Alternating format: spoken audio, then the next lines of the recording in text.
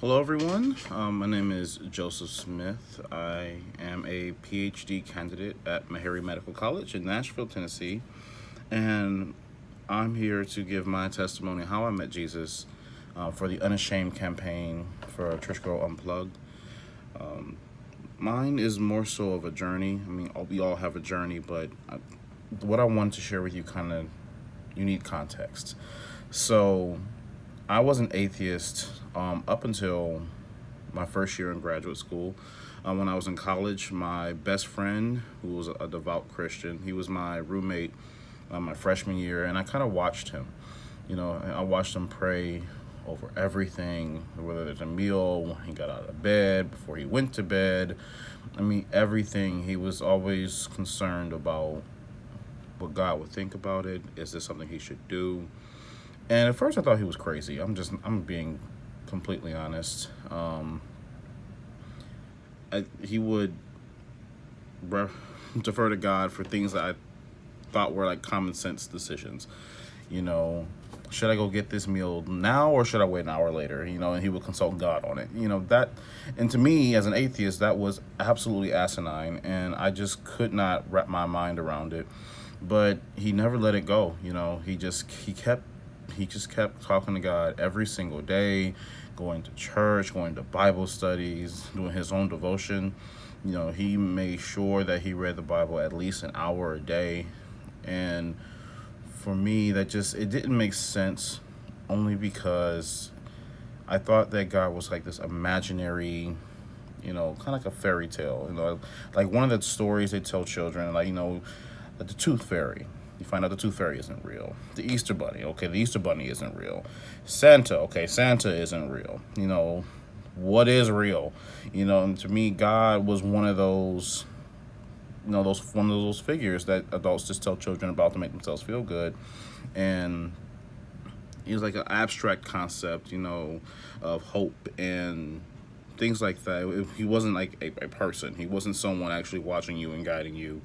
That was my idea of God. So after all of the other imaginary figures kind of fell to the wayside, God kind of, for me, took the same approach. I tried to go to church as a kid to see what it was about.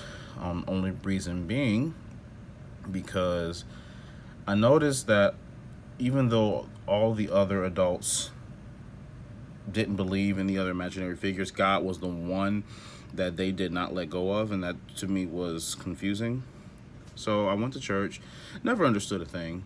I went religiously, went every week, either with my aunt or with my science teacher slash chess coach, just to try to see why everyone was so adamant about it. And I didn't see it. I didn't get it. So I just kind of left it alone all through college, actually.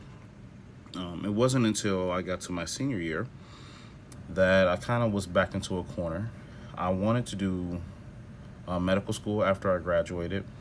I was pre-med all 4 years, did all my prerequisites. I took the MCAT. I got a good score, had a decent GPA, and when I was shadow physicians, my heart wasn't in it. I didn't like it. I didn't like going to see patients, either because I thought on the more routine visits they were boring, or when it was something actually happening, it was so tragic to me I just couldn't bring myself to do it. Seeing some people die, it's not my calling, and I kind of recognized that. I'm like, but I put so much of my effort into going into medical school, and now realizing that it's not what I wanted to do. And being that I was in my senior year, that was scary for me. So I remember I was walking on campus at night, and it's a pretty safe campus. I was in lit areas, but I sat on a bench and I kind of looked at the stars, and I don't know what made me think to do it, but I did it. I looked at the stars and said, God, I don't believe you're there, but if you are there, now is the time to prove it. I need to know what to do. And the next day, a professor had told me that, you should go to graduate school. You should try a PhD program. Now, I know what the PhD was, kind of like in general, but I didn't really understand what it meant to get a PhD, to be a PhD, what PhDs did. Um, but I looked into it. I ended up taking a GRE a few months later. I ended up accepting multiple offers. But before that, I wasn't getting any offers. It was just complete radio silence. I applied to 10 programs, and I didn't hear anything.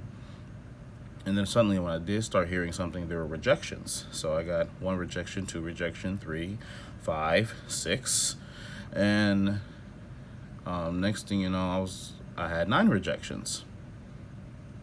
I was not in a good mood. um, so I went to the guy. I was like, "See, I knew you weren't there because if you were there, you wouldn't let me go down this road." And maybe an hour after I said that, I get an email saying that they wanted to interview me for my 10th option, and that was Meharry. And I was skeptical, but I went through it and did the interview, got the email that I was accepted, and I ended up coming to Meharry in Nashville. Um, I now know by design that my aunt actually moved to Murfreesboro, Tennessee, which is only 40 minutes from Nashville, the year prior. And I had a home base. Meharry was a very interesting environment. I've never been around this many people of color getting doctorates and master's degrees. It's a bewildering experience. I make great friends here. But the best part was the church that was here. And I went to First Baptist on East Castle Street in Murfreesboro with my aunt one Christmas. And I don't know, when Pastor James McCarroll was preaching, I've been to many sermons before. It was nothing like this. I don't know what it was about his message that just connected with my heart. And I was like, this is amazing. I'm like, you know what? This is Christmas. It's a feel-good day. I'm gonna come back, try this again. So I decided to come back 2 weeks later because the next week was New Year's Day. I'm not trying to get another special edition. I wanted to see a regular service. And the same thing, like it was just a pulling, a yanking at my heart that said, you know what you're feeling. And next thing you know, I was like, I think this is God. Like, and this, mind you, it's the oddest experience for me because I'm atheist at the moment. And suddenly something pulls in my heart so strongly that it makes me question everything I ever talked about, right? I talked against God many times, more times than I'm, proud of. But it was the moment where I just realized that was him. And in that moment I realized I gotta get my life together and I gotta get with him. So even with my past, the fact that he would accept me, makes me so grateful.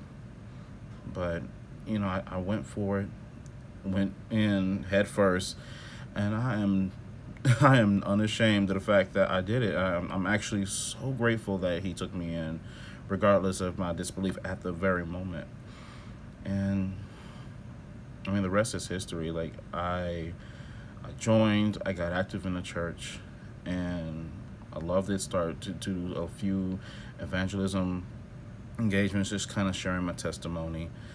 And next, I got the calling to preach the gospel, became licensed as a minister at the church. And I mean, my journey has been so amazing. I cannot believe from that moment on the bench on campus where I was just looking at the stars saying, if you're there, now's the moment, to now 7-8 years later, if I look at the sky and I was like, you know what, I'm so grateful that you were there and that you're real, and I'm just thankful to be your son. But yeah, that's my story. That's how Jesus met me in my disbelief, and I'm forever grateful and forever unashamed that I walk with him.